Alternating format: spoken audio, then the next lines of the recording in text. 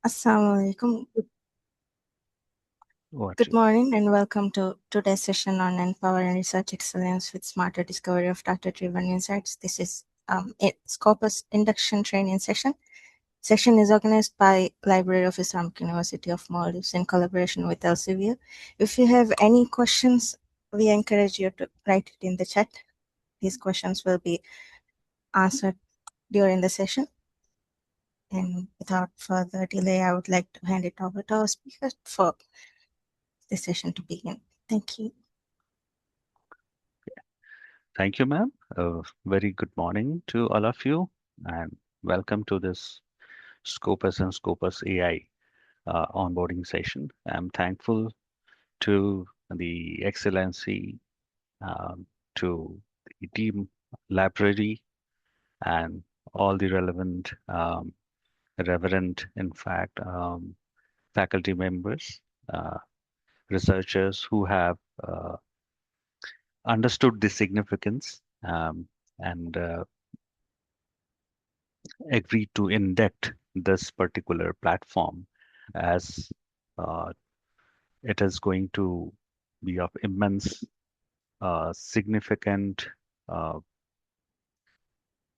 propel propel growth and growth in the research, and we will discuss various aspects on how the Scopus and Scopus AI both can together be used for the uh, research discovery.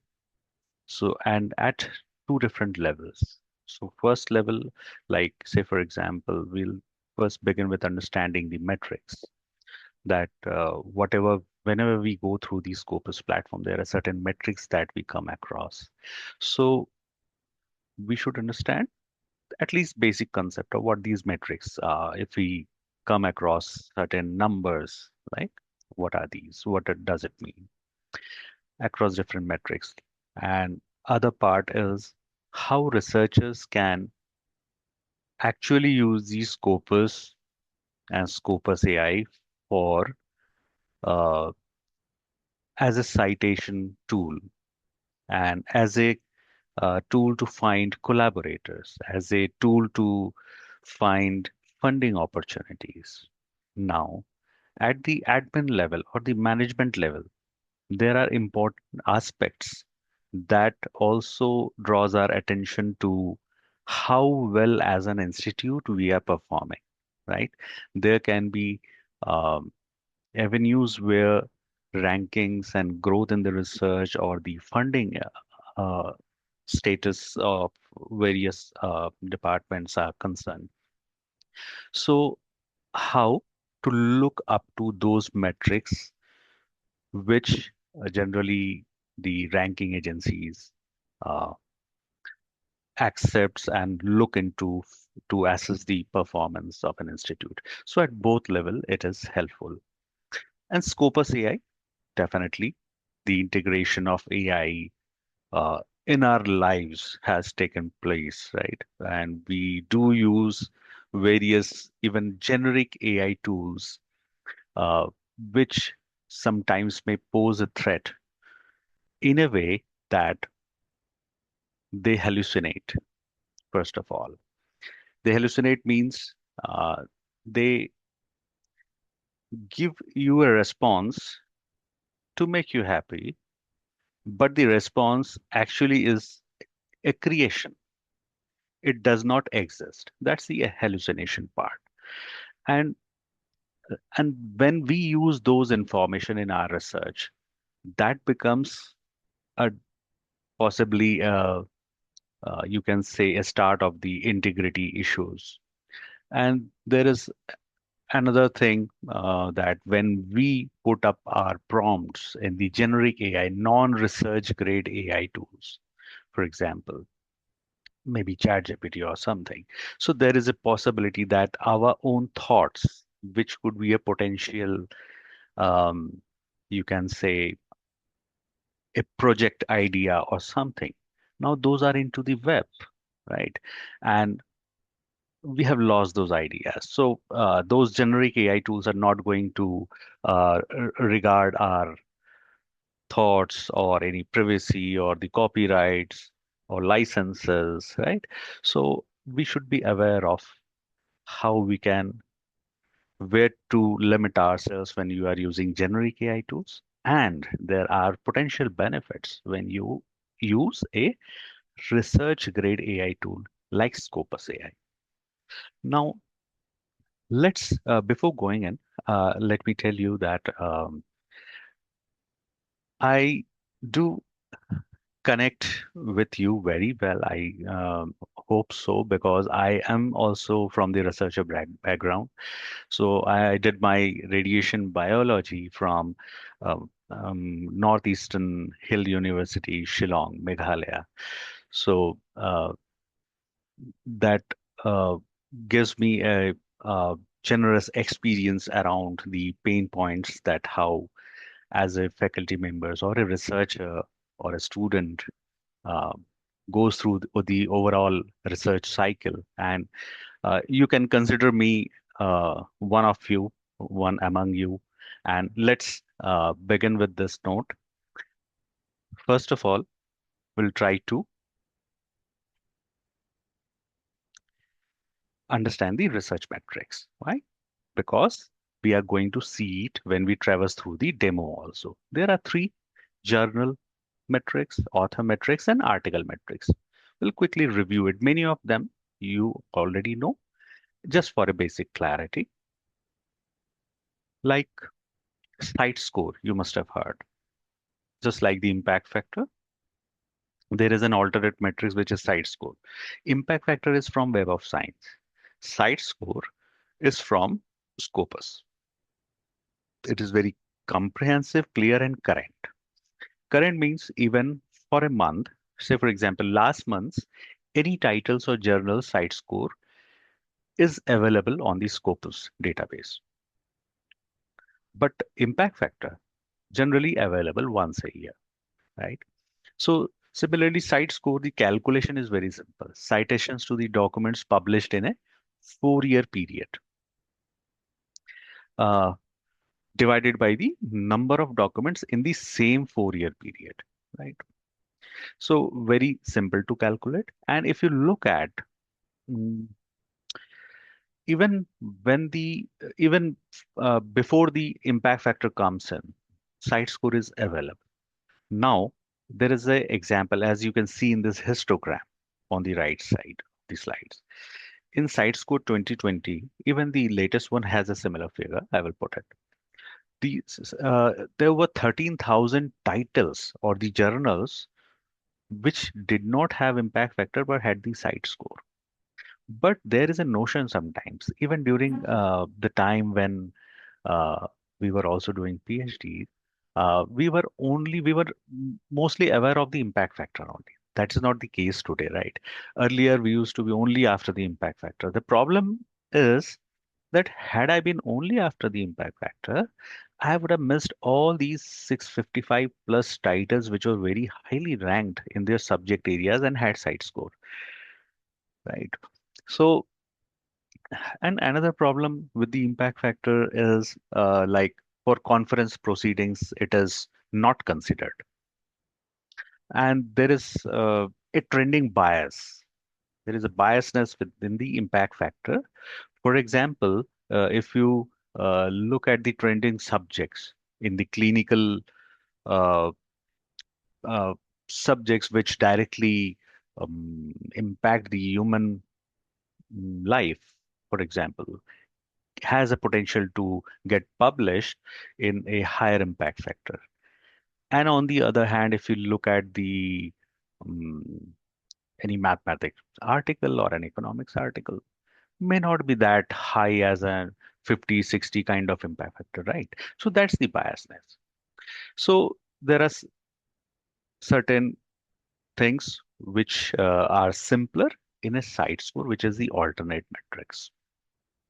Now, let's look at other few metrics that also is visible when we go through the Scopus platform. One is source normalized impact per paper.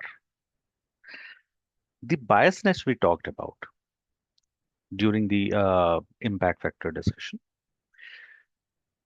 that is negated here. How? The impact of a single citation is given higher value in subject areas where citations are less likely, and vice versa. There is another metrics which is SciMago journal rank. Wherever you see SJR, always remember that it comes from the prestige.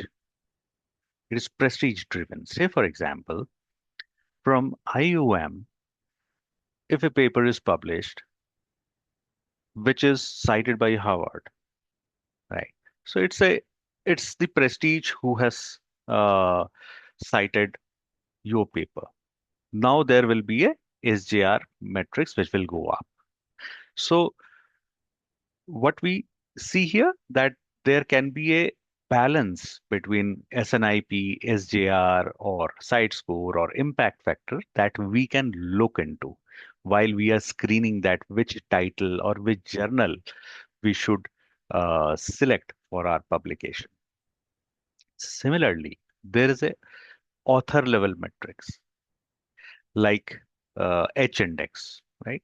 In the Google H index, you will see uh, a slightly higher score. Say, for example, as it is here, given CNR Rao, sir, Professor CNR Rao, he is the father of nanotechnology in India. So the Google H index is slightly more than the on the left is the Scopus H index.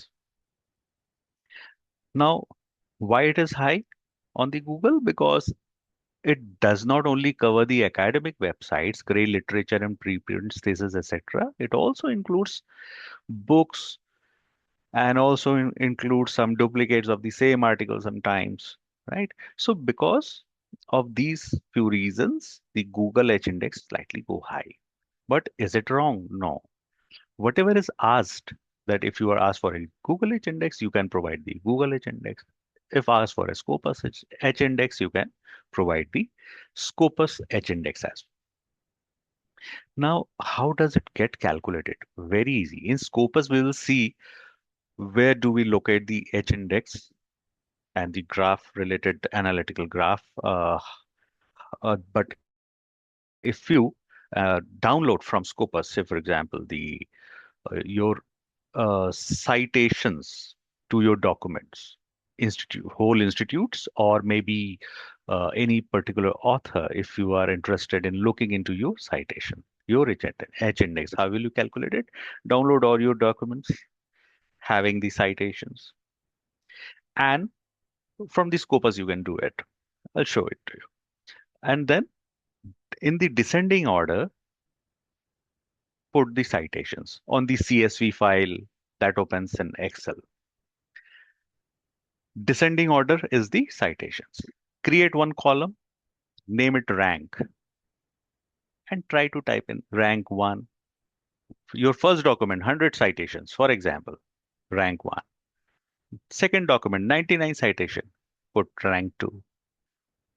Third document, 97 citations, rank 3. This way, you type in the rank below. Somewhere, this citation count will match the figure of the rank. That will be the H index. Very easy to calculate.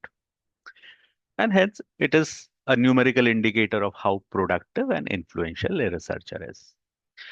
And basically, you look at citation is more important here. So, the question is, you can ask me how to increase the citations. Although I will like we are doing Scopus AI, fine, but slightly I will make it more relevant by mixing it with some tips of the author uh, workshops also that we do. So there are certain aspects how to increase the H index. Time to time we can also discuss that. If we look at the article level metrics, now journal done, author level H index done. Now article level metrics. The field weighted citation impact, FWCI. It is from the Scopus and it shows how the article's citation count compares to similar articles in the same field and same time frame. Now, Wherever this FWCI can be a single paper that you have written, whose FWCI is calculated, and together also as an institution, we can look at the average FWCI. A score of one, how to interpret it? A score of one means the article is cited as it would be expected, means the global average is one. Now, for example, if you have written one paper whose FWCI is 1.5, that means your article is 50% better than the global average, worth celebrating. If it is if it is 2, that means it is 100% better than the global average. Like this, we need to interpret. There is another matrix which is PlumX. So if you look into the journal pages directly, maybe through Science Direct or directly going to the journal page, we also look at PlumX metrics, which is the popularity indicator. Sometimes what happens, suppose you have published a paper and you want you have shared it on the various social platforms, right? From where it gets reshares, likes, various hits or reuses. So all those gets accumulated in the PlumX metrics. So we say that whenever you publish, promote your paper so that the PlumX metrics goes up. So about the metrics, we have got an idea. Now the H index part, like how to increase it. Very simple. See, what is the start point of selecting a good journal? The best start point is we have already worked very hard for our review of literature, right? Maybe we have used Scopus or something else. And in the process of writing the review of literature, what we have done, we have made sure that the best of the papers having best of the citations are included in our study, and no predatory materials are in our study, right? That means those references in our review of literature have the maximum citations, have the maximum audience. So those are the best start point to search for your uh, journal. Now, there can be a possibility that, oh, site score, arey, kya hai? What is this site score? I don't know. What is this SNIPSJ too complex? No, just impact factor is good, good, good, very good. So suppose what I did, I am in love with the journal Nature, and I have published something into that, which has a very high impact factor, right? Now, what will happen?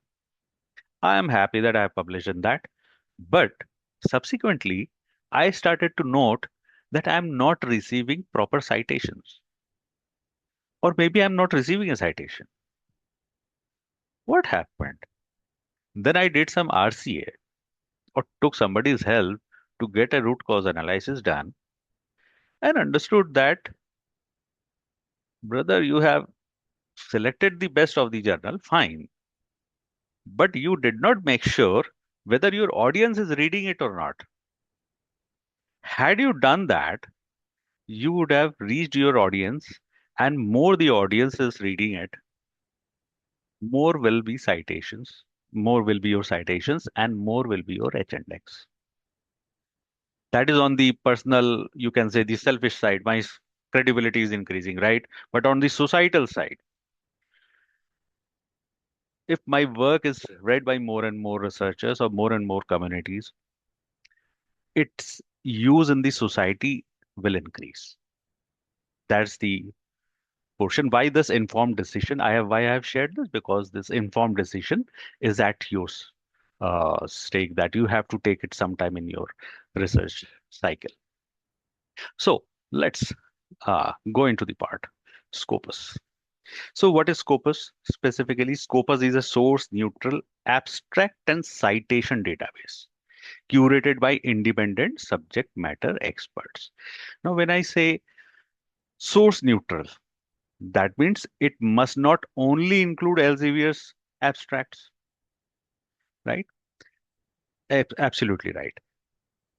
It has content from 7,000 global publishers, having more than 100 million abstracts indexed, right?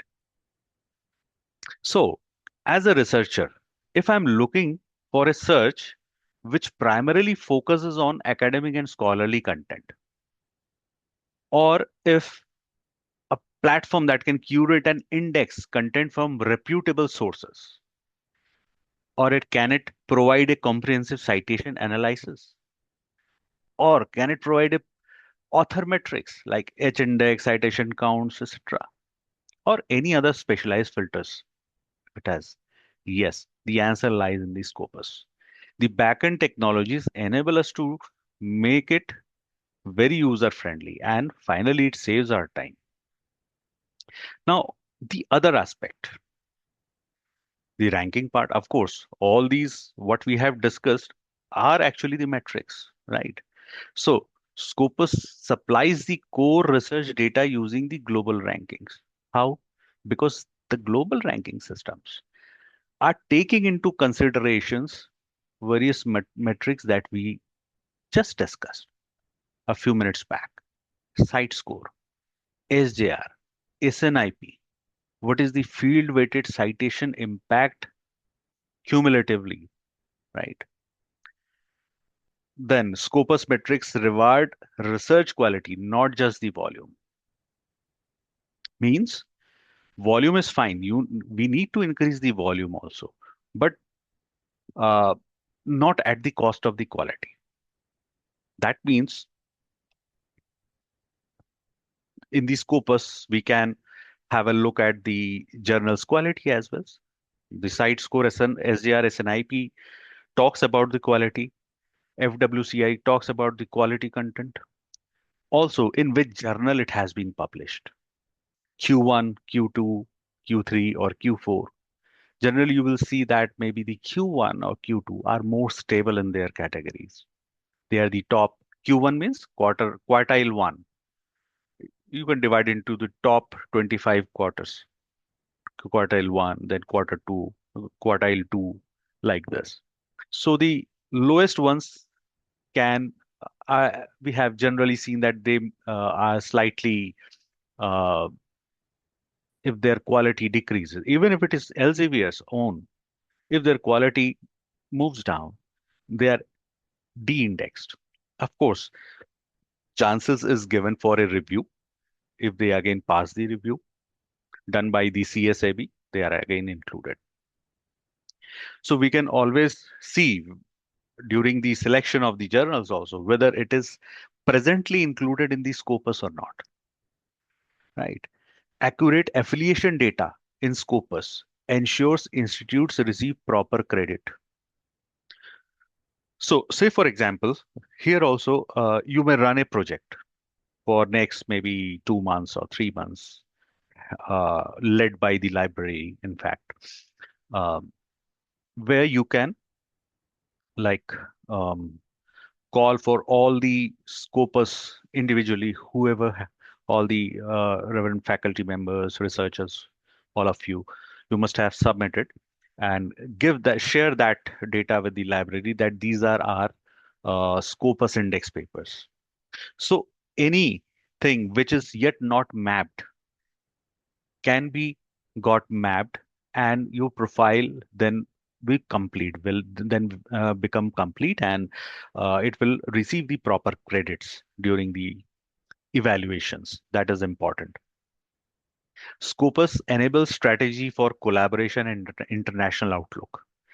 So when we see that citations have happened, just the numbers is not what they are looking for. They're also looking for where these collaborations are coming from, right? It is an international collaboration, a national collaboration, only the institute, or only the sole authorship. So all these data are there, right? Not only that, there are certain analytics which are also available. Like there is a different platform, which is Cyval. You must have heard Cyval. Cyval takes the Scopus data and gives you a very in-depth analytics. There also, these data are presented in a different way, and which is utilized by the ranking agencies. And um, here, all these matrices are taken into account. So, of course, so as a researcher, there is a gain. As an admin or as a management, we can utilize our standpoint, make things complete for accurate affiliation data, author affiliation data. We have to ensure in the next 2 3 months as a project you can run and check that, uh, and any like discrepancy or anything, if it is missing, you can get back to us so that at the back end we can get it mapped and make it complete. So this is how it helps. If you look at how big is the Scopus, uh, now it is in your system and you have access to more than 29.8 thousand journals, having 176,000 conferences indexed, 474,000 books indexed. There are 26.5 million open access documents, and a lot of them are preprints also, right? And if you look at the subject-wise distribution, physical sciences titles, health sciences titles, social sciences titles, life sciences titles. Social sciences titles are even more than the other three, if you can look at, right? It's a huge data. And these are, I'll tell you, every day, more than 13,000 articles are getting indexed into Scopus. And the process is very vigorous. There is a content selection and advisory board which does that. And hardly, say, for example, stage one, 3,500 title suggestions have come in. At the end of stage three, 48%, and finally 857, around 35-36% got selected to be included in the Scopus database. So this is that tough. Now, before we go into the demo, let's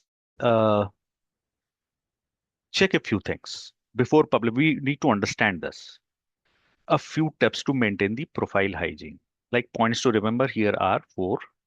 First, affiliation is what? It is based on what the author provides during submission, right? No doubt in that. Any questions arising, put that in Q&A, we'll take it up. Changing jobs or affiliation after the publication does not change the document's affiliation. Then what, how we can do that? Say, for example, you were in your previous institute. Now you have come to IUM. Now, when you will publish a paper from IUM in a Scopus index title, then the affiliation will change in the Scopus. Yes, if there are issues in that, we can take it up with customer support to get things corrected as well. If multiple affiliations are provided, right, there are certain positions where I'm suppose you are handling uh, different chairs in different capacities in different institutes. In those cases, multiple affiliations are also possible. The document is linked to all the provided affiliations. But if I do not provide any affiliation, the document will not be linked to any organization. Undefined. Same things happen with the authors also. Suppose the metadata is not able to read due to the way it was submitted to that particular publisher or whatever must have happened. So it goes to the undefined. If anything like that has come to your notice, we need a correction to be done. A very small example is there, like just the way we put the publication details. Like, say, for example, here it is written. I'll just put the pointers so that you can follow this.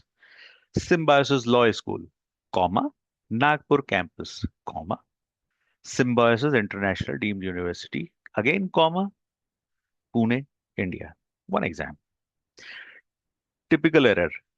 This indicates the author is from Symbiosis Law School, Nagpur campus. This one. Author belongs here, but the city is listed as Pune, parent organization, which is not correct. The city should be Nagpur, right? Now, how to avoid this?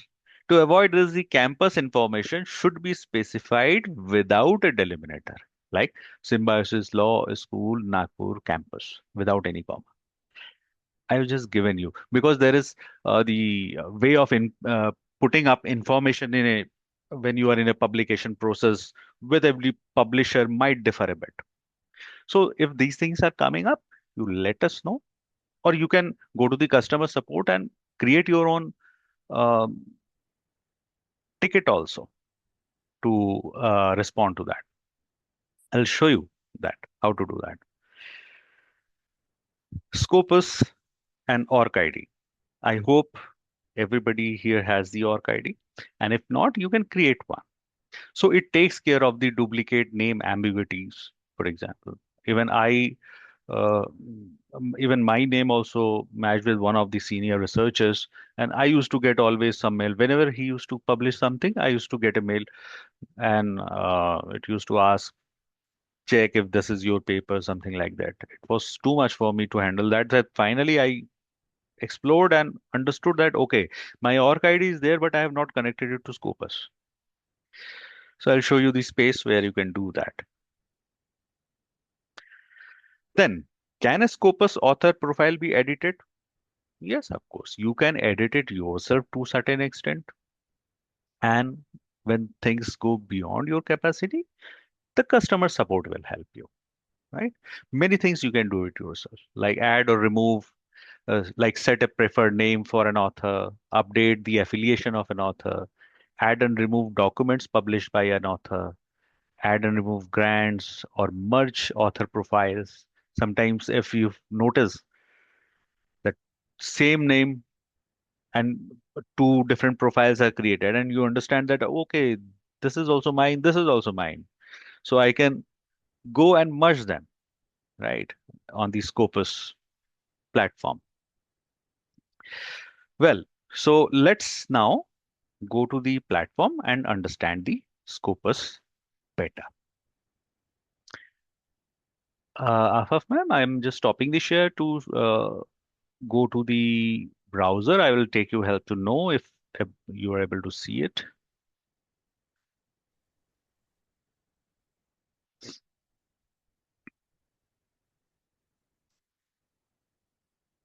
Mhm.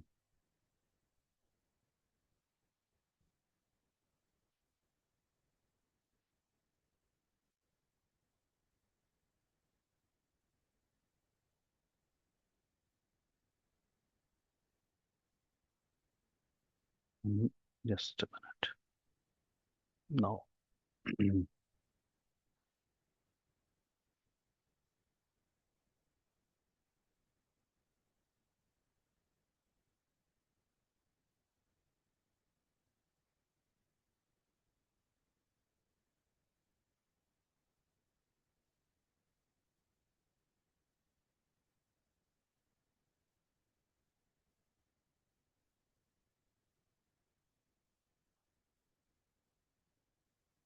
Yeah, no, it will come.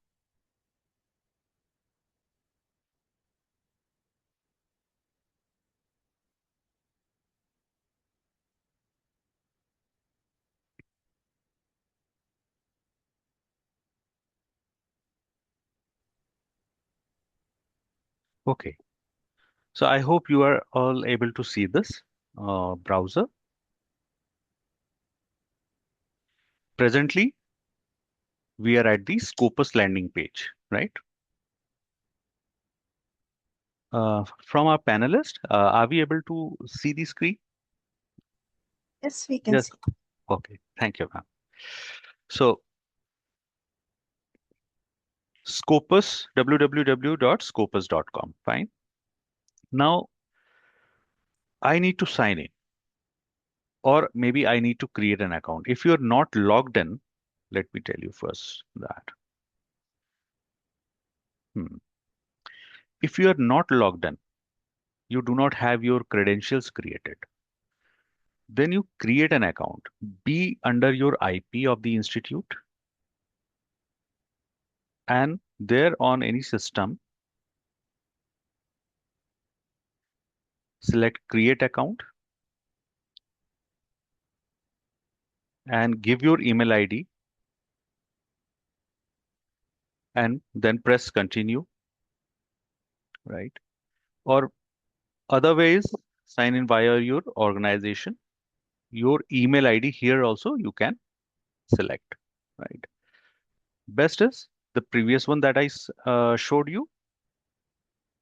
Give your email ID. Say, for example, I give this. And assuming that I am under the IP of my institute, right? Then I need to enter some other information. Email already done, given name, family name, password of my choice. I will feed in. This will show you how strong is the password. And then checkbox and then register, right? Simple process. So once you had your email ID official email ID registered with this, then you can use that as for your remote access also. Official email ID, I mean, your domain is registered. There is one domain. Your email domains are there. One of them is very much registered for the remote access as well. Now, if this looks very long to you, that no, this is a complex process, page one, then page two, right? What else you can do? You can also go to another website, which is clinicalkey.com. Elsevier clinical key, right? In this, just type in your email ID and click forgot username or password, then select password. You have forgotten your password. It will into the information will go into your email that you feed as a username to reset your password. Click that, reset your password, and your login is also created automatically. Very simple. But this is a different platform. But for you don't have a subscription for this clinical key, but you can create your login ID also. So there are two ways I have shared through which you can do it. Right now, let's go to the platform. So once I am in, now I'm signing in.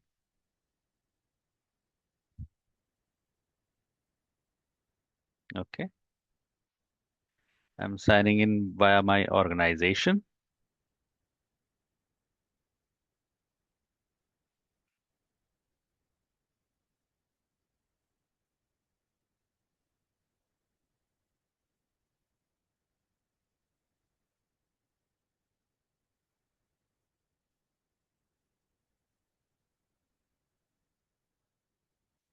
Let's see. Yeah, Elsevier demonstration account. Similarly, for you, IUM will be coming up here. And now I am logged in. So why I am logged in? See, under IP without login in, I can do a normal search. Like in the documents part, I am here, article title, abstracts, or keywords. I can type in something, right? Say, for example, I can type in machine learning. Have, so I'm making search of the literature, right? Up to this, I might not need the login, but after this, my work doesn't end here. This is just a start. Now, post this, everything will require a login. Why? Because it comes under the investigation. So further, I will analyze, I will feed filters, I will export them, I will see the citations, or maybe I will see the references, maybe I will see some graphs involved, or maybe I will see the organizations or the authors involved or the funding agencies involved. Whatever I do here is my preference. It needs to be saved in. So in the login part, what we are having? Saving the list, saved searches, saved alerts. Saved alerts is a very good function. Every page I am in will be having a saved alert. Like here you can see on the left side, see, there is a set search alert. So if I'm clicking on a particular article, I can set search alert. If I am clicking on a particular author, I can set a search alert. So any new thing he publishes, I will get a notification. If I go to an institute page and set alert. So any new publication by that institute, I'll be notified, right? So it's a very important function. So when I'll be notified, it's a personalized view. I need to sign in. Export is there. Your dashboard is there. So all of these can be seen, right? This is the alert function on the right side also, right? Presently, there is no alert that I have set. I can always set a new search alert. I'll show you how. It is very simple. Then very important function. I go on to this question mark, support center, right? And I click the support center. Below that, there were tutorials and everything. If you need, you can go and select a small videos depending upon what is your need. Accept all the cookies here. Then see. Here are your resource center, in fact. Access, onboarding, using the product, the about the AI features, add missing document, affiliation profile correction. Everywhere you have the FAQs to help you with different aspects. I'm scrolling it right away down, and here we see the email function. So when I click, the Scopus web form gets opened. Now I said that you sending an email to me for any issues, access issue or something, right? Or you want a correction in your profile, or one of your document is not listed, you want to get it listed, something like that, right? So always you can save your 24 hours to 48 hours and use this um, profile. Yes, if things are delayed due to something, some technical reasons, and you're not getting a response, uh, please come back to us. We also reach them via the email, but yes, at the back end, we can push it further. Now, email us your role, select what is your role, right? Then the contact reason, suppose add missing document. Please select an option further, missing article on Scopus. Let's consider this. Subject, write something, give a title. Do you have DOI of the requested article? You must be having, your article must be having a DOI. Mention that. If yes, yes. If no, no, right? Then your question. And then attach at least the front page of the PDF of your article that is in question here, right? Then put the title, first name, last name already given, email address captured, send your question. Immediately a ticket will be raised, and I think within 24 hours the communication begins, right? And depending upon the volume of task you give the Scopus team to work on, it's about one document, maybe 1 week.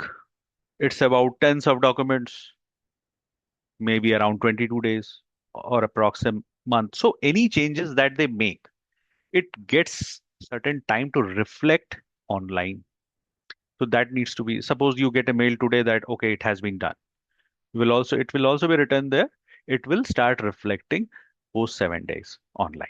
So I have some patience in that respect. Uh, it will eventually reflect online, right? Now, I'm going back again to the Scopus part. Support center done. Now, say for example, what I have done. I have fed this machine learning as a search document. Suppose I am searching on this, but now it is searching machine separately, learning separately, machine learning together. So what is happening? The results are too much inflated.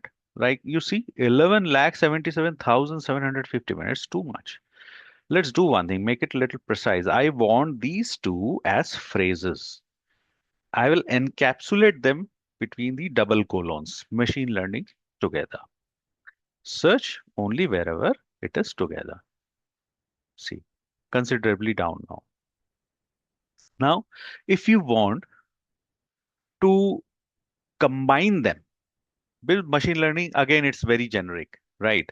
Now you want to make it more precise, right? And generic way, it is, see, literally very difficult to scan through 10 lakh papers. You have to make it more precise to your subject area, your topic. So I can use Boolean operators here, and, or, and not, right? All of these can be used. And if you are not very confident of how to feed it here, what else also you can do? Suppose and AI, machine learning and AI. So wherever machine learning and is an actually exclusion criteria, only AI where there is, it will include. With machine learning, rest all out. Or is an exclusion criteria, or AI, or something, whatever it finds, it will include. So now it is very less, 10 times less, 1,05,268. Right. So if you're not very much confident to use like this, you can create a search field here also, and you can choose the operator here. Right. So again, suppose here AII, right? It is the same thing. Here also I can do that. I can, in fact, select other fields also. If I am searching for something very specific, I can select other keywords or any other information, any institute name or funding name or any particular reference or ID or any author who has worked on this. So I can combine with them, right? And now, for example, on the left side, now again, there is more than 1 lakh articles. What I'll do on the left side, there are filters involved. Filters in the time frame. There is a range I can drag here and leave it wherever I want. Or what can I do? I can select the individual years as well. Suppose I want the very latest ones, last 2 years, or maybe this year. Let's see. Limit to or exclude. Both options are there. So I have selected limited to. Now it is 36,666 articles have come out. Now, which kind of articles? Document type and the subject area. See, on the left filter, you can make them more precise. Because if you are working in computer science or engineering, definitely you don't need medicine and mathematics. Machine learning is everywhere now. It is like interdisciplinary area. Then why to wonder about? Let's say, for example, if I'm working in mathematics or and working with machine learning, so I will select only mathematics. There are various subject areas, right? Or maybe if I am working in engineering, I will select the engineering, not the rest one. Limit to again. Or I can select various and put limit to at the end. That also I can do one by one also. And finally also. So now 14,557 documents. Then document type. Very latest one means the articles, research articles you are looking for, or any foundational document, book chapter, review, conference, that you need to decide. Suppose I am looking for the research articles and that too, which are in English. right? Keywords. Are there any keywords I am looking for? These are the author indexed keywords, which will help me to precisely making it more relevant to my search, right? Because again, there could be interdisciplinary areas which I don't want to venture into, or I want to venture into. I need to select, right? Make it limit to country, any particular country if you are looking, or the source type, or the source title. Source title, generally, I do not prefer to limit my search if I am looking for what research has been done globally, right? Even country, I don't limit. Let it be open. Then author name, if there is any particular author you are targeting to see their publications, these numbers are the publications, number of publications by those authors, publication stage, affiliation, which institute they belong to, then funding sponsor. So these authors here not the comprehensive list. It is the top 160 authors. Top 160 is too much for a list here. Why? Because we can export the complete list from somewhere else that I'm going to show you. Here is like I want to collaborate with somebody. Then in my list there could be top 5 or top 10 or top 20 to consider from. I can look into the list as per their descending order of publications. Right. Then funding opportunities. These particular studies, how many they are now? Very recent one, 11,877. Very considerable. Then let's see who are the funding institutes who funded these studies, right? I can be even more precise to look for the very latest ones, right? These are the funding agencies. Sorry, these are the affiliations. Below that are the funding agencies. National Natural Science Foundation of China, European Commission, National Science Foundation, like this. And suppose I do not want to see from the China, I can always go into the country and deselect China. How? Mm, country list or any other country if you want. Suppose uh, let's decide it 937 exclude or include on the other way, whatever you want to do. Now, other than that, I can see everyone. Other than that, China. Yeah. So similar way, you can play around with what you require. So this will precisely bring down, see, 35 documents found finally, right? Now, suppose I go back a little, bigger selection, 11,877. Now, I want these as I want to cite them, right? Select all or especially selected ones. I can go to export and from here I can export them as a CSV, as RIS or BIP text or plain text. If you are using the free Mendeley reference management software, you can export to Mendeley also, or you can export to RefWorks, Zotero, and Note, right? Now, I'm not showing Saival because Saival needs is a different analytics platform, and requires the subscription. Now, what kind of metrics are exported?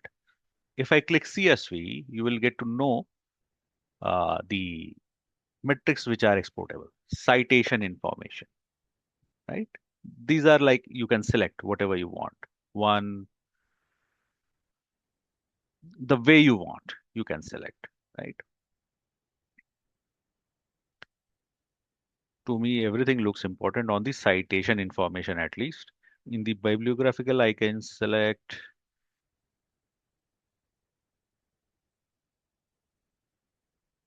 like this. So whatever makes sense to you. On the abstract database, I can select the author keywords, index keywords. Abstract are too big, right? It will make the Excel very complex. Funding data, but you can do it if you want, you can do it. So likewise, you select and then export it. And if this is your pattern, like you only need these informations, since you are already logged in, you can save it as your preference that every time only these selections are by default coming. You need to reselect every time, right? Truncate to optimize for Excel. So you can export it. A CSV file can be opened up here. It will go to the downloads of your computer. Now, export done. You can personally select a particular article. You can see its abstract also, right? I can see the related information, DOI, what is the title. I can go to the publisher full text. If I have a subscription, it will open up. If it is a open access, it will open up in that publication site where it takes for the full text. A particular article also I can similarly export, right?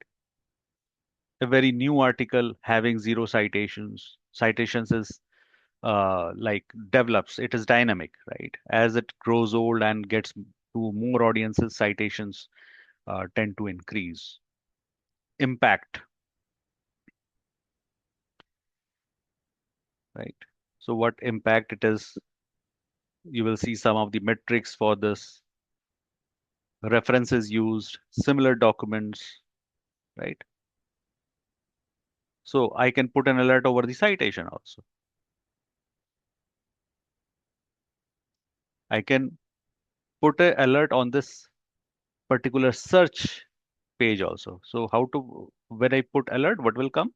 Name of the alert, machine learning, AI 20205, subject area engineering. I will feed my email address, how frequently I want it in my inbox, every day, every week, every month, or on a particular week of day of the week, and then set search alert, right? Uh, Simple. Now, say for example, um, I see one author here, right? Let's explore a little more here. Export all. I can download them. I can see the citation overview, right?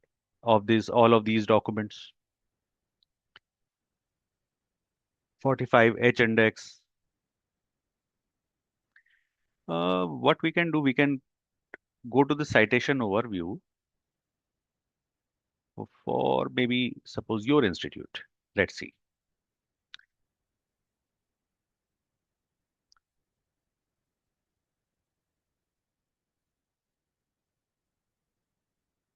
So I feed here your institute name.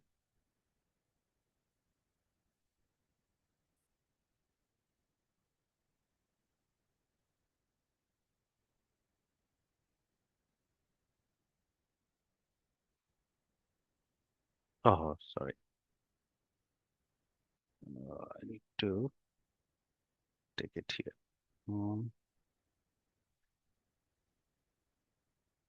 Where did I see it? Yeah, here. Okay. Affiliation name.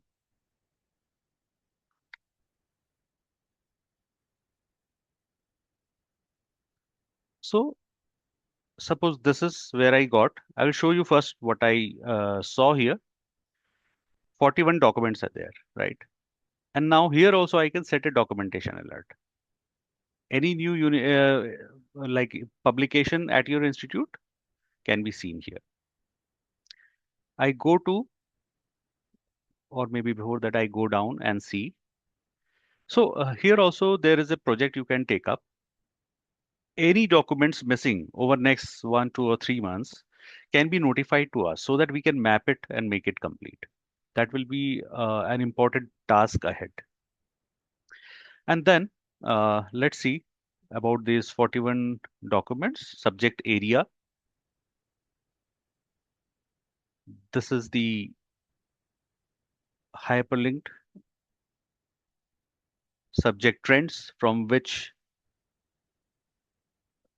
division, say for example, I can see it is 43.1% contribution to your publication from social sciences. Like this is the tabulation form. These are the sources where it gets highlighted. Sources means the title or the journal titles. Structure, presently no structure is there. If you want to highlight a particular, you can say affiliated college under your university, you can let us know. We can send the request to the concerned affiliation team. They will add it. We can see the collaborators who have collaborated in these 42 documents, different uh, from different institutes, and they are hyperlinked documents. Suppose I want to see Maldives National University, those 8 papers where they have a co-authored, I can click this 8 and it will open up a fresh page showing those 8 documents. Always I can sort the way I want to look this list. Then SDGs, very important. In the ranking part also, this is very important. As an institution, where my contribution is going at the moment. The United Nations Sustainable Development Goals, say for example, these 14 documents are linked to quality education, which is the goal 4. Similarly, there are second highest I can see the aligning with the reduced inequalities, goal 10, and similarly a few more. So from here, how it helps? It will help as an organization to look into where our present focus is, where we need to increase our focus more. Both we can balance out, right? And these are hyperlinked. So quality education, if I click it, I can see this, which are the documents, right? I can always select how many results I can see in this page. Now, let's go to this 41 documents. I have clicked on the number.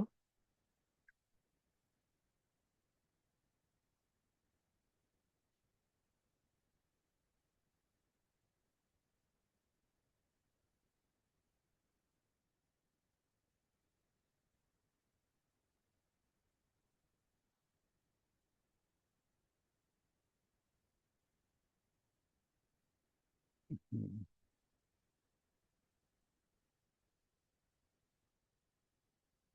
we need to get it updated, I think, from the backend team. No worries. I will tell you how this function works actually. Say, for example, the same way.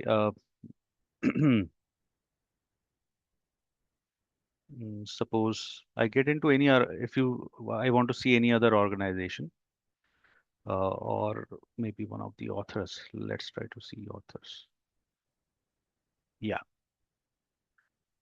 If I go to the authors,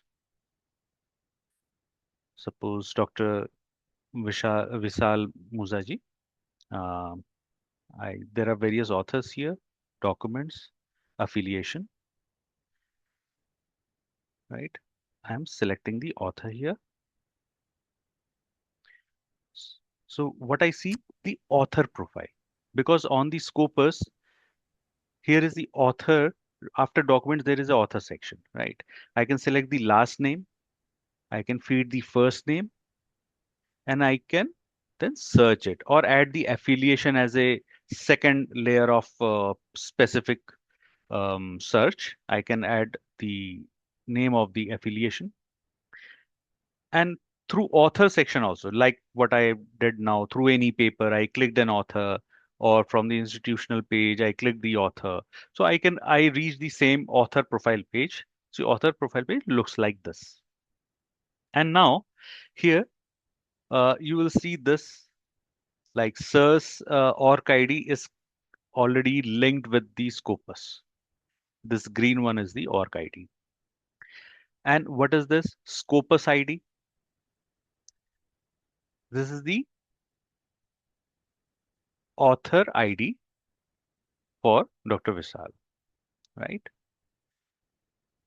Similarly, here also there was a ID on the institution page, this one. This is the institutional Scopus ID, affiliation ID 124286832, right? On the author, it is author Scopus ID.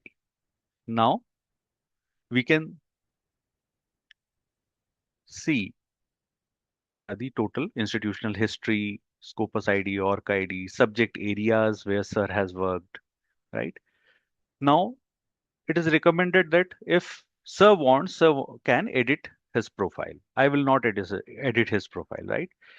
But where other way he can do it, from here also edit profile can be done. Sir sees around 216 citations by 211 documents, 31 documents shows up here.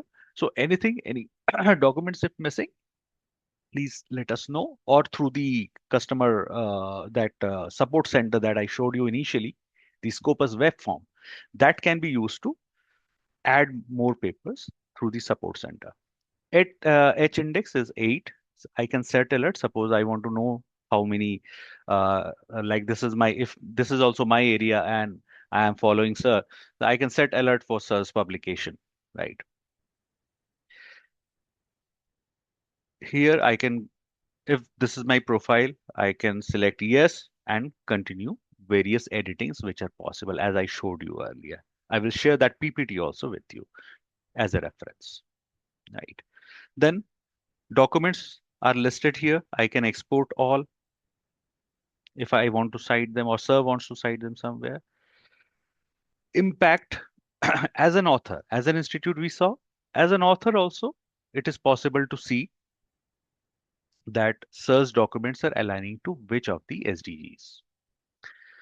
Document citation trends is also available here. As a collaboration trend, like in the ranking part, we have seen that they are asking for certain metrics that what are the international collaboration or academic corporate collaboration. So that way, various things are highlighted here. Documents in top citation percentiles, documents in top 25% journals, right? Then cited by 211 documents. If any preprints, co-authorships, it is showing topics in which uh, sir has worked, top FWCI. FWCI, like you can see here, as I was saying you, that one is the global average. So the first one, say for example, differentiated instruction for diverse learning environments that sir have worked on. The FWCI for this article is 1.32, means 32% better than the global average. This is the interpretation. Then the second one, 9% better than the global average, right? So below one means close to the global average. Similarly, you can interpret. Two, 111% better than the global average. 114% better than the global average, right? This way it is taken into consideration. Any awards and grants, if highlighted, will be coming here. So this is how this Scopus authors page can be discovered further. Research and discovery is what? Research and discovery is like if somebody is working on artificial intelligence, say for example. Now I click search here. So it will show me the experts who are working globally here. These are the experts' name, right? Their number of documents pertaining to artificial intelligence, total citations, total documents, H index. You can arrange them as per their citations, as per their H index to see the credibility. So it will give you a collaborative picture that who are the best people to collaborate. You can select the country and limit your search accordingly, right? Then organizations, you can search for your organization or any other organization also, right? To suppose you want to benchmark with somebody else or you want to see some other organization how they are performing. Any other name? Okay, let me see. Here it will come. Suppose this is the one, Maldives National University. So you can see how many documents and like this, how they are doing. And manually, if we uh, select their documents and see that per year how many their publications are and map it with our publications. Like this is what we can see per year publication. So we can always compare with our competitor institutes globally also and see where our stand is and slowly move in that direction. Right. Okay. Then what also we have? Okay. Next is Scopus AI. One more thing I would like to show you before I move to the Scopus AI. Say, for example, these 11,877 results you remember initially that we had. We made a lot of search in the machine learning, combined it with AI, and came to 11,877 documents found, right? Now, in this Scopus, we have a possibility of looking at the advanced query also. This is the advanced query tab, which can be switched on from here. This is the toggle. Switch it on. So whatever refinement in the search we made here in this box is the advanced query to this. If you want to edit it, you can go up here and edit it also.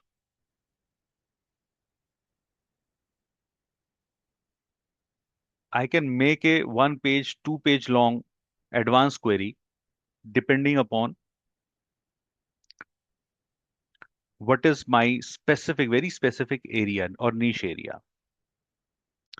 Or on the other way around, if you are, say, for example, for systematic reviews, many other uh, these things are required, um, uh, like databases, open reports, clinical reports which are with the governments, etc., uh, are required. But say, for example, if you want to use the methodology, you can always use like Pico search, right? So Pico search, you can use that methodology and type in your query, or in the advanced search, you can make a query according to that particular keyword that you want to use in the Pico search. Similarly, and where is the guide? Suppose and or not operators are here. Field codes are there. There are various field codes which can be used. Now, if I want to say, for example, search anything right here, the text content or the affiliation or biological entities, chemical entities, anything. Like suppose I go here and suppose I'm searching for something which is open access, right?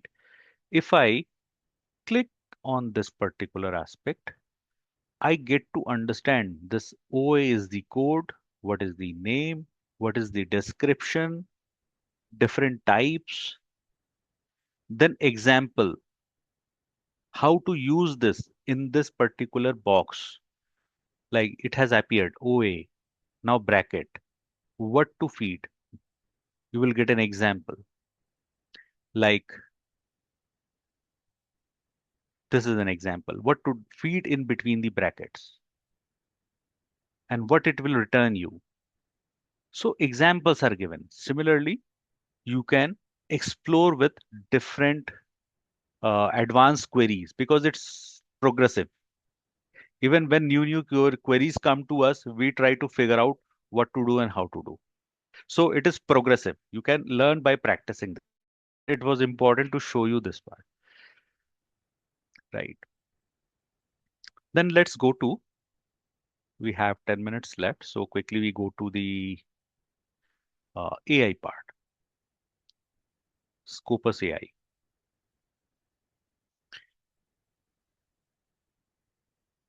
So now you will be able to see the Scopus AI tab. If you want your temporary conversations to be stored temporary for 30 days, you can switch it on or let it switch it off. Explore topics, discover relevant references since 2003. There are two modes. One is like I can type in my question. As you can see, it starts with some conversation examples like what impact do microplastic pollutants? How can international? What? How? Why? Framing those questions simple in your natural language. Suppose I do this for you. How can an international cooperation be improved to effectively address global climate change? I'm clicking this as an example. I can always type in if you have any query, or you can try it because it's already a subscribed tool that you have. You can try it at your end, but it needs a login. Remember that you it begins with the login to the system, right? So there is a transparency involved. What it is doing to bring you the search output. It's not a black box like any other generic AI. I can see it is creating a plan to answer your query. Drop it down. Perform natural language search, perform the keyword search. It has framed the keywords also. You can even try copying it and use it as a advanced query and see what kind of results uh, you are getting.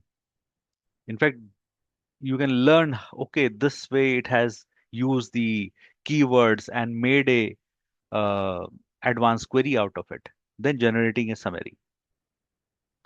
This is a summary overall for this particular question about the global climate change. This is a general summary, right? Strengthening multilateral agreements, then showing up the references. If I click any of the references, suppose I click this third reference, it show me that this is the third reference having 8 citations. This is the title. These are the authors. If I click them, I reach to their profile. This again, all the clickable items, the title, then open document details if you further want to look at, and if you want to read the abstract. From this, it has taken. So traceability, from where it has generated it. This is the traceable item. It is not looking into web for anything and everything. Strictly from the database. And database is too huge, actually. Then further, if I go down, enhancing adaptation, resilience, addressing funding, equity challenges, conclusion, I can copy them. I can see a slightly bigger summary. This is also a general summary. Fine. Now, if I go further down, there were certain tabs which were important. If you find this important, helpful, say yes, give feedback, or no, it goes to our product team for the development. Insights at a glance. I can see the concept map, topic experts, and emerging themes. And I can go deeper with the general question to the very point question and a question from a different angle. Always you will find three different uh, questions which are auto populating from this kind of summaries. But if these do not align with what you are looking for, you can always ask a follow-up question. I click the concept map here. All these, uh, this is for my understanding, right? It has created some headers, and all these headers it has now aligned in a concept map, which are clickable. Starts with international cooperation for climate change, sustainable development, and there are further subheaders. If I'm interested in knowing for a particular path which ends at climate adaptation, so I can click it and it will show me a further summary of from where it has taken and what it is. It will define it. We can see all these 5 references. We can copy this. So these are all we can copy, and here we can save this, download it as a PNG image, this particular concept map, and use it also. Right. Now, what other things? Topic experts. What topic experts will show up?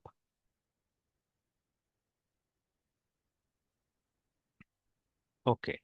So who are the experts who are working in this particular climate change?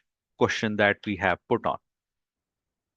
5 matching documents, 79 H index, more than 20,370 citations to these, uh, like to the credit of this author. I can see the profile, overall, what he works on.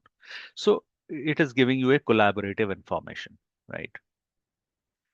And the last one was the emerging themes. So if I click the emerging themes, it will give you two kinds of themes. One is consistent, like in which you will find continuous good amount of publication, like the first one appeared as the consistent theme, cross-border cooperation for climate resilience. Show references, potential hypothesis around that. That second one is also a consistent theme, potential hypothesis around it. This is a rising theme. Water diplomacy and transboundary resource management. We can see the references out here. Let's click it, what it gives. Okay, 17 documents, 8 documents as a reference it has taken. These are the references used to generate this particular theme. What are these potential hypotheses? These are the areas or directions where our research can head to, or you can say kind of gap analysis. Novel theme, environmental diplomacy in Southeast Asia around the climate. This is a novel theme coming up. And again, potential hypothesis around it. If I click this potential hypothesis, what will happen? It will give you another, uh, you can say, like summary around the regional environmental diplomacy that I clicked, right? Now, one last thing left is the deep search report. What is the deep search report? There was a general summary. I go to Scopus-AI again. There, again, you can see a deep search report on. What is the deep search? Suppose type in any question, or maybe I click any one as an example quickly here. Now, this is going to take time.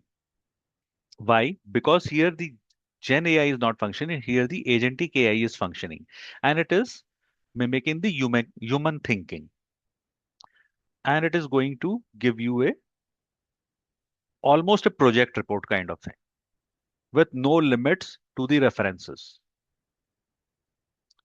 So how it is useful? It is not giving you a publication ready text. No, it has given, I can directly publish it. No, it's not like that.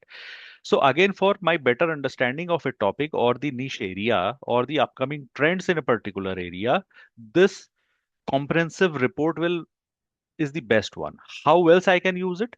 I can actually say, for example, you being the faculty member or a mentor, you can really use it as a class notes to the higher grades, right?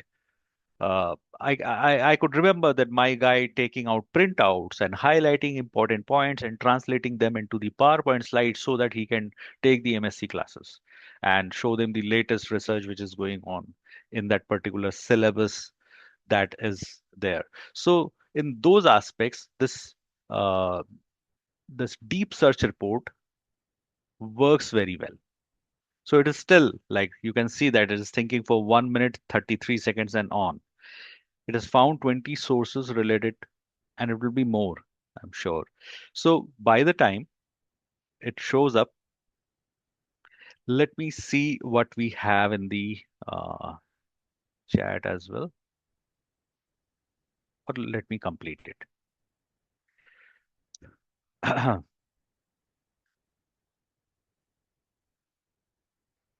This is the last thing as a demo which is left.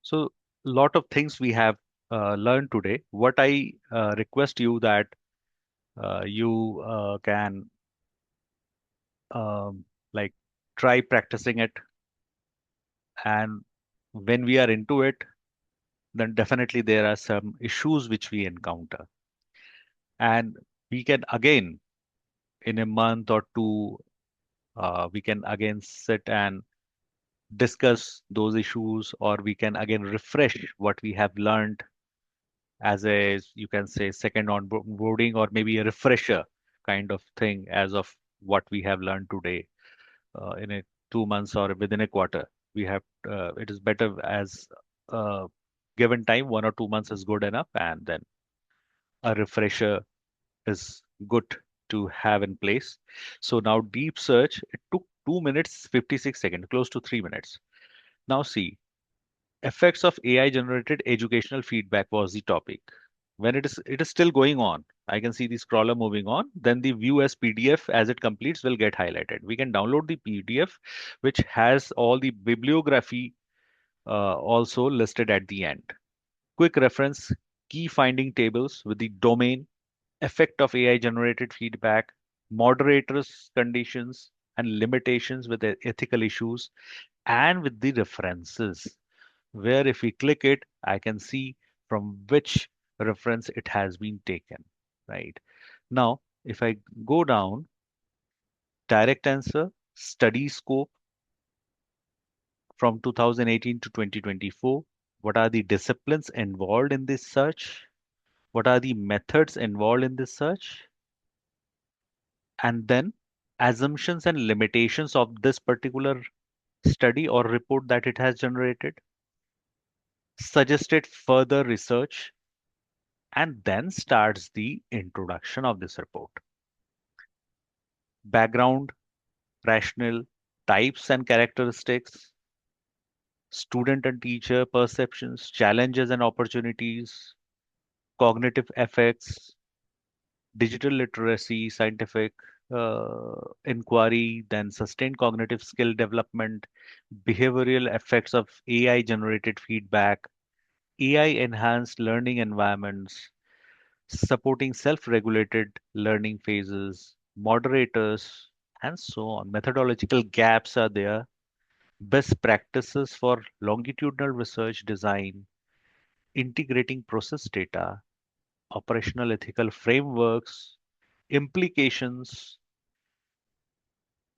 professional development, directions for future longitudinal research, conclusion as summary of key insights, and a final summary line. 74 references have been used. We can save the PDF as well. So this concludes the overall presentation and your onboarding, um, which I would say the first. And definitely we can look, when you start using it, we'll look into the another refresher within a month or so. As the need arises, I'll connect to you, and let's connect. Let's see if we have questions out here.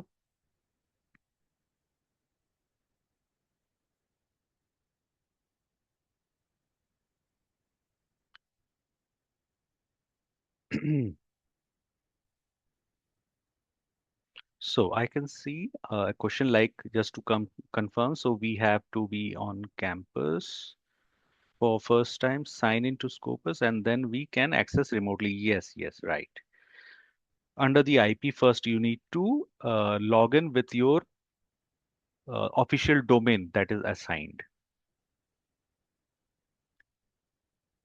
official email ID, I mean.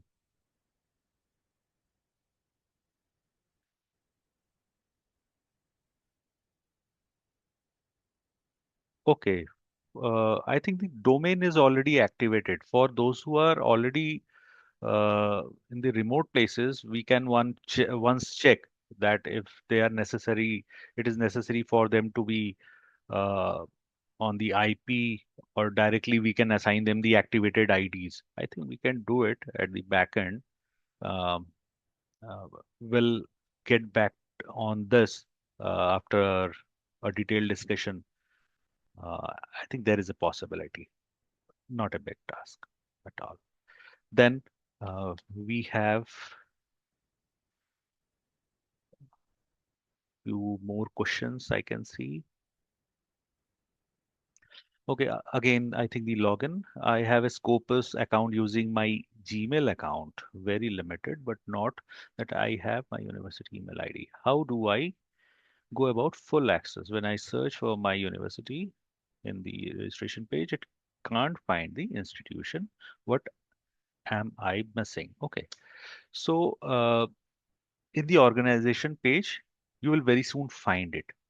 Presently, it is, I can see that we have to map it, and presently I can see that what I showed you is from the document page result that came up. Mm, but yes, from organization page also, you will be able to see it. But yes, you said that you have a Scopus account using your Gmail account. So basically, if it was a temporary grant of access if you are a reviewer, in that case you are able to use it, but post that time is over, maybe your Gmail account might not work.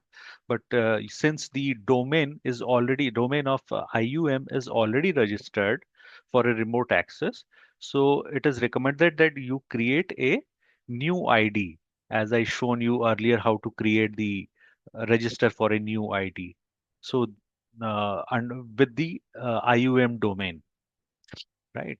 So by that way, in fact, what I'll do when I share the uh, certificate participation claiming link with you, um, and also this presentation and the recording of this presentation, I will share one document also. You can refer to that document and easily create your credential if you have not done it so far using the domain, which is activated at the back end, not your Gmail ID, please. Again, otherwise you may say that it is not getting remotely activated, right? Otherwise, see, even through Gmails also we can do, but there is a way that maybe institution wants to work with the proper domain ID and all having a homogeneous way of uh, accessing it. It becomes life easy for everyone, even for the admins. See, remote access is possible. So second question around same. Yes, remote access is possible, very much possible. I've then no worries about the earlier question. Got it sorted. But if you could highlight again how to merge affiliations as we move organizations. It is very easy. See, uh, when you go to your Scopus profile and click the edit profile in my PPT, I have the details. You can easily refer and do it. Right. So edit profile, it will ask you whether it is your profile or not. Say yes, but do not modify it for your friend. It should be your profile. And then click yes. Then the various drop downs. Or what you can also do is that when you search for the Scopus authors, you will see that there are two author names, right? Select both. And then there is an option in right in front, merge authors. Maybe what I'll do, I'll create an example and share an additional screenshot that will help you to see two duplicate names. I am selecting both on the search page, and where in the search page? Author section. Authors, selecting the main tab authors, search page, and um, search for the author name. Two different authors. You know, both are the same person. Select both, merge. Okay. Then there is a submission process, user friendly. You follow that, and it is the request goes on, and after some time, a few days, it gets reflected. So fourth one, already registered and created account from my current location IP. How can I request for remote access? Current location IP means, is it the university IP you have? Now, if you have done it from the university IP using your official email ID, just now want to try remote access, then just try it uh, under your mobile phone network. Try to access that. It will confirm whether you are able to access it remotely or not. If any issues, then the customer support center or come back to us.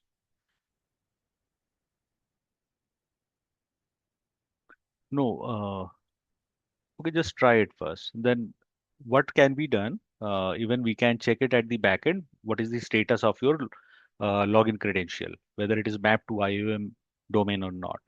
All these things can be done.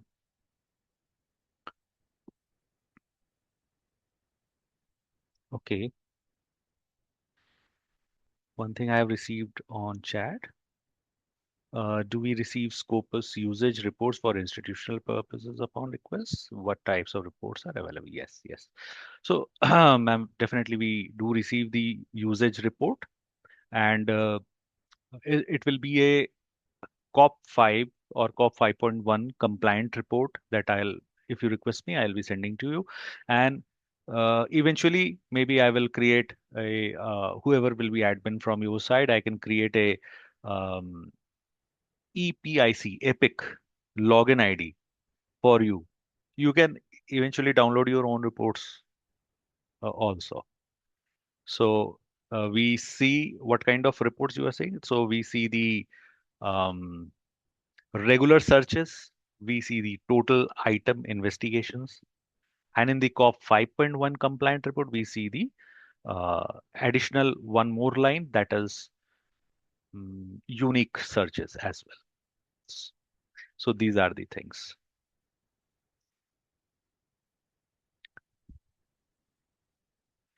Okay, you tried it, goes back again asking to access through the organization.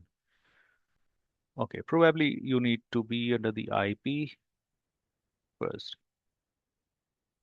And if you have used your email ID, official one, then send us the email ID, right? What you can do, you can reach out to your librarian. So ma'am can send whoever is having an issue, you can collect all the um, email IDs and send it to us. So better than one by one, we can. Or the other way around is the customer support center. But since it is the starting, let's do it collectively. Let's collate all the email IDs who have the issues creating a login ID. We can support them immediately through the backend. Will map it them.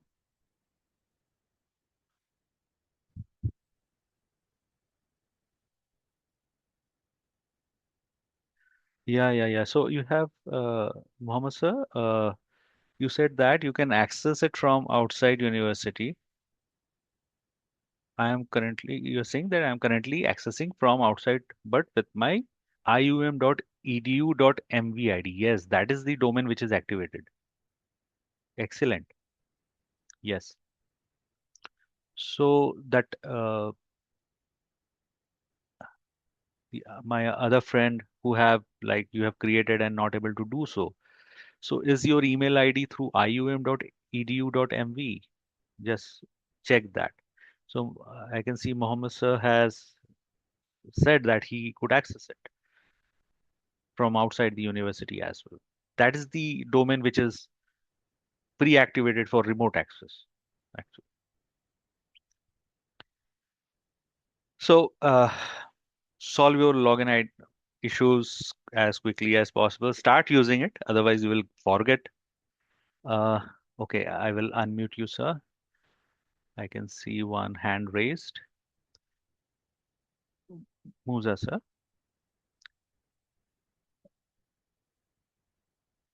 So you can speak. I can see your hand raised.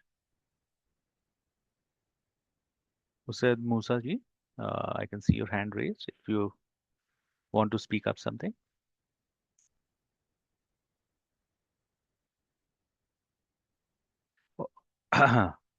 Okay, if not, no problem.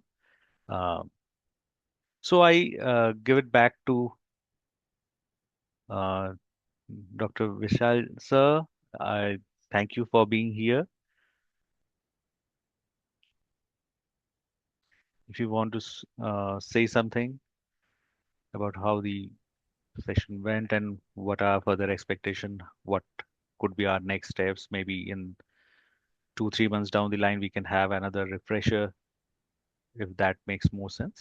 From my side, the presentation is over as of now.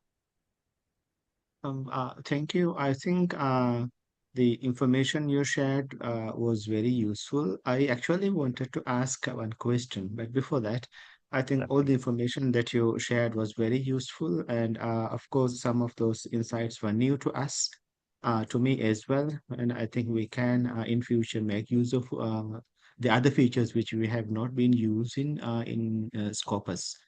Sure, sir. I have two. I think many of our staff as well as students are still having difficulties uh, in login. Hmm. Maybe we ourselves from the university side can also try to sort out some of the issues. Maybe this is not from Scopus side, but maybe from something we can sort out internally. So regarding that, one question I have is, for example, somebody asked, I think this question before, like I myself have my Scopus profile opened under my using my Gmail account.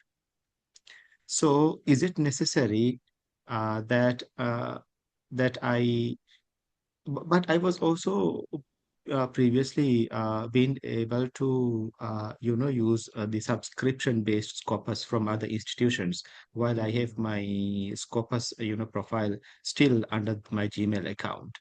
I think that's the confusion we have here. I was also trying. I have my same Scopus profile using the Gmail account, but I'm not able to log into the IUM account. So I think that's the confusion some of the participants have. Should we really open a new Scopus account using the IUM email account for us to be able to log in and have the full access as we subscribed? Okay, this happens generally, sir, if you have a reviewer as a guest account which is already activated for you. That time you can access it through your Gmail account. Probably that is something which is happening here. But yes, for it is better key if we have our IUM account later on. So when your temporary subscription for this Gmail, if it is a temporary one, because it generally for guest editors and reviewers, it is for 3 months. I think Vijay, you are also here, so you can give your inputs. Right. So in that case, when it that subscription goes off, then it will be a login issue later on. So it is better to have your ium.edu.mv account activated for remote access as well. And that is the domain which is activated from the backend. You want to add something, Vijay, here for Dr. Yeah, Vishal yeah. Hi, sir? everyone. Yeah, VC yeah, sir is yeah. here. Thanks. Yeah. Thanks, Nitin. Hi, everyone. I was actually in another meeting, so I got delayed, and you're in safe hands. You might have felt this. That Dr. Nitin have taken good care, and also the kind of information he has to share is doing. So when it comes to the account creation and all, that's a regular process. What we actually do, there's a normal, what you say, the formality we have to do. But for your remote access, only IUM domain is being recognized by our system. So please use that only. Okay. And just test once. If that is working fine, you can continue using that particular official email ID for your regular access. Okay. Please don't use Gmail or any other emails because it won't work basically. Right. So it'll leave you in some kind of disappointment. It leads you towards the preview and all. So IUM domain is the best bet for you now. Thank you. Dr. Visalji, any conclusions out here? Mhm. Yeah, Sorry. that I have a follow-up. Like, for Sure. example, if I change my profile, I mean Hmm. the email associated with my Scopus profile. I have been using Gmail, but now I have to switch to the IUM email, official email. Then, for example, if I leave, I don't mean I'm going to leave IUM, but if I leave, because academics, move from one place to other places. So if I move to another, university, maybe some academics may take a move in future, then what will happen to my Scopus access? Because I will no longer have the access to my email account then. Okay, so basically, I think Vijay, I think we are in sync here. That generally what happens Yeah. that this is like with every institute, this is one case where even not only faculty members, even students also becomes alumni. So in those cases, from the admin, those particular email IDs are like blocked for the further access. I think Vijay, is there any further input to here? Yeah, absolutely, sir. Yeah. Like your profile as such, Dr. Musa, sir, your profile basically will be intact in Scopus. There's no issue. But when it comes to the access, you need to have an active subscription which recognizes your email ID, right? So right now, if you want to use IUM resources, okay, through the IUM email ID, domain email ID, that works for you. When you go out, there would be some other access mode. Maybe that university email ID will be recognized. So there's nothing to do that only one single person, it doesn't recognize that way. So your profile will be there, no doubt about it. Okay, it doesn't erase. That's the very first thing. The access method changes when you go, means some X From one person institute. leaves this university to other university. The access method changes. That's it. So it's nothing. Right now you said you're using some other subscription using Gmail ID, right? That's what your question was. So right now you have to use IUM. When someone moves out to other university, there will be some change in the access. Okay, a methodology in terms of the way it recognizes your account. That's it. Yeah, for the students also it is the same, sir. The Same, present same. one Yeah, gets blocked from the admin or the from the library or the EPIC user absolutely. access that we can give to library, and from the library it can be controlled. That can be done.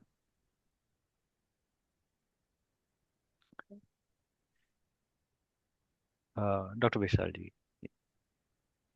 Yes, I have another question. It's Sure. maybe not very relevant to, this session, but since when you were explaining, the type of sources indexed in Scopus, you also mentioned about conferences.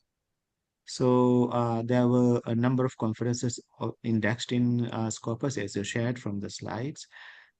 So I actually wanted to ask, we can you please direct us to, or maybe explain very briefly, how get the conferences getting indexed in Scopus? Getting indexed in. Okay. Okay. So you mean to say for example, if you are conducting any conference, how you can actually get that indexed in Scopus? Is Yes, that your direct yes, question? exactly, exactly. Okay, it's yeah, it's slightly different. So basically, so what happens?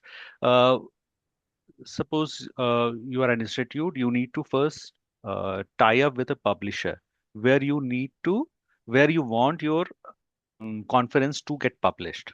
Now that if that particular publisher is already indexed in Scopus, then probably when things get published, it gets indexed in the Scopus eventually. But if that publisher is not indexed in Scopus, then there is a particular uh, line of instructions available with a email ID that needs to be followed by the publisher to get in contact with the Scopus and provide the relevant details, all the relevant quality details and everything about their journal that they want to get listed.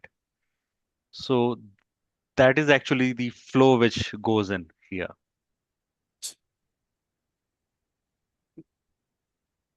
Uh, like, Yeah, did I? I hope I answered would you. appreciate, yeah, if you can give a starting point for us in that regard.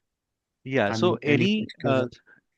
yeah, say for example, now Elsevier has a conference proceedings which is called Procedia. Now, if which is already indexed in Scopus.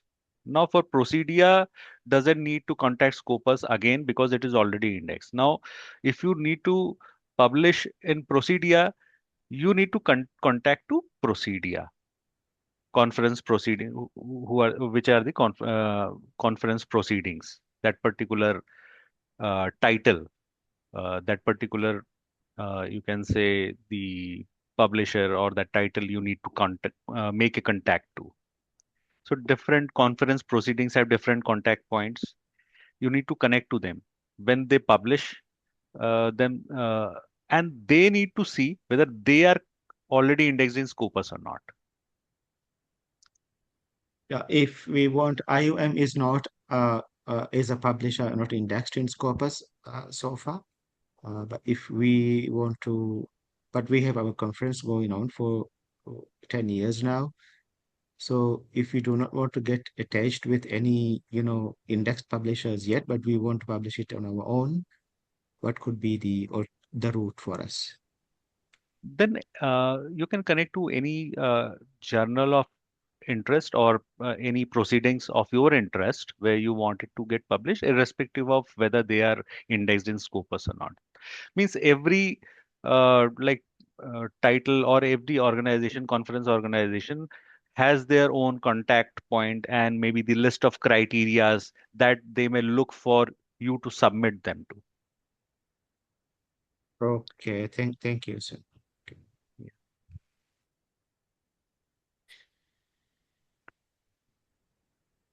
So Sir, if I I may add, yeah, oh, sorry, please go ahead, sir. Vijay ji, yeah, acha, Dr. Vishal ji, please. I wanted to say that I already made my concluding remark before, and then I started asking question after that. So that's all from me. Yeah. Our pleasure, sir, always. So I think, Vijay ji, any remarks from your side? Then I can Yeah, we are on request the at the of end a of the session. fam. We are at the end of the session. Yes, yes, yes. Okay, perfect. So regarding the procedure, I have shared the link. And also regarding if let us say you want to have your what do you say journal or proceeding, conference proceedings, you wanted to get added them into the Scopus, get index them into Scopus. So you have a content selection and title evaluation. So there you can actually approach the Scopus and all the details are mentioned in about Scopus, and title suggestion form is also there. That is more specific to your the journals as well. Okay, so Mm. that is the first thing you can actually um, approach them. And number two, regarding the projects part, you have already mentioned, Nitin. Yes, one thing you can mention that citations part I have shared that how one can look into better selections and to increase the citations. That is one of the Perfect. important metrics for the rankings. But yes, what you can also add on, even I can do if since you are there, you can conclude it about Yeah, the yeah. reviews that students and researchers can take participation. Yes. Yeah, yeah. So That please would allow be, me to share my yeah, please. screen.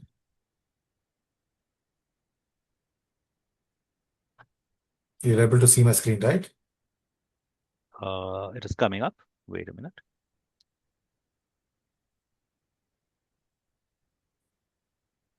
Yes. Okay, perfect. So here, this is what our profile looks like.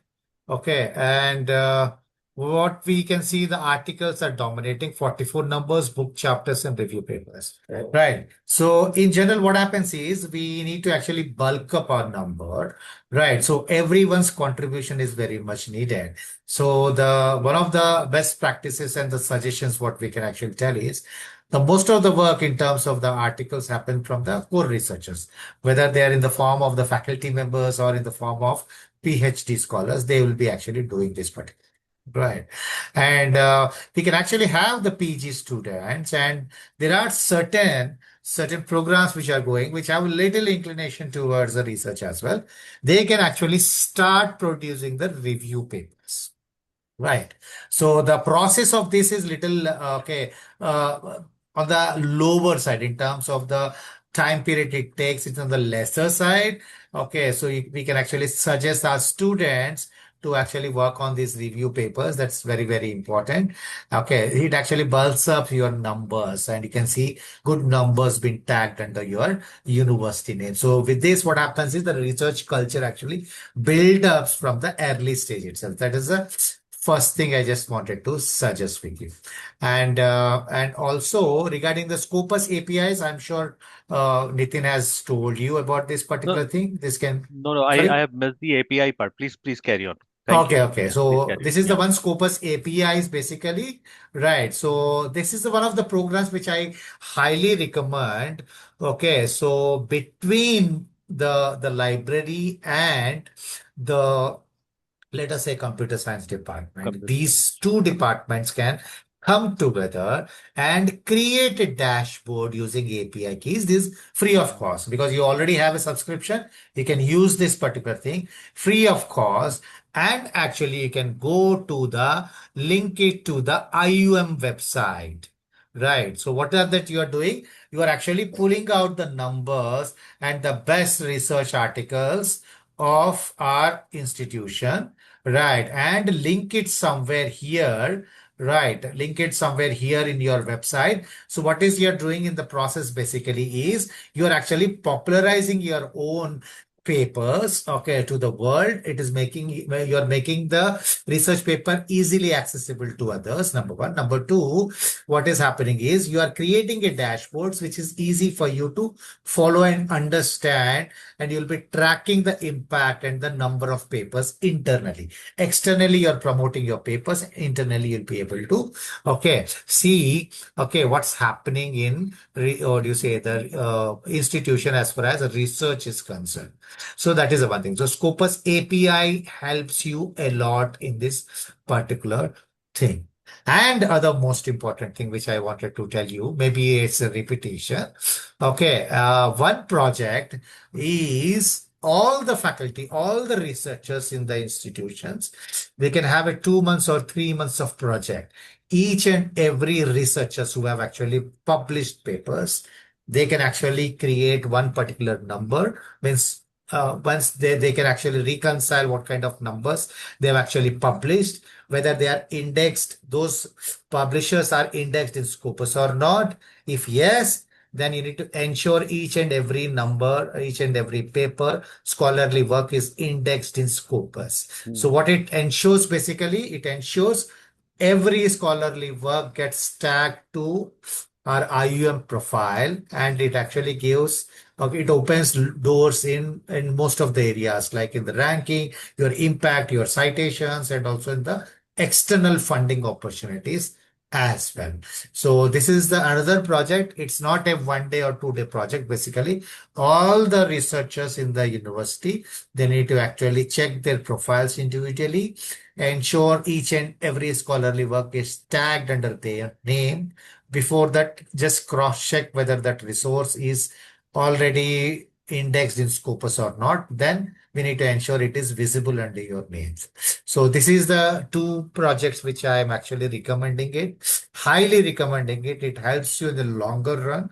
Okay, and university will actually reap the benefits out of these two projects, rather three projects. Okay, so that's all from my side.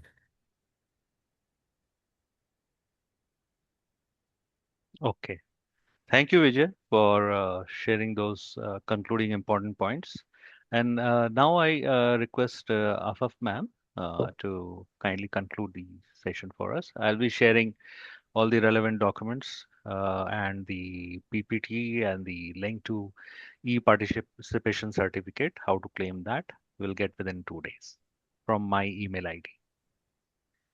First of all, I would like to thank both of you on behalf of IUM and library for this very informative session. You've even taken extra time to answer our questions. And the session overall has been very informative. And I believe the more we use the platform, we'll be more familiar with it.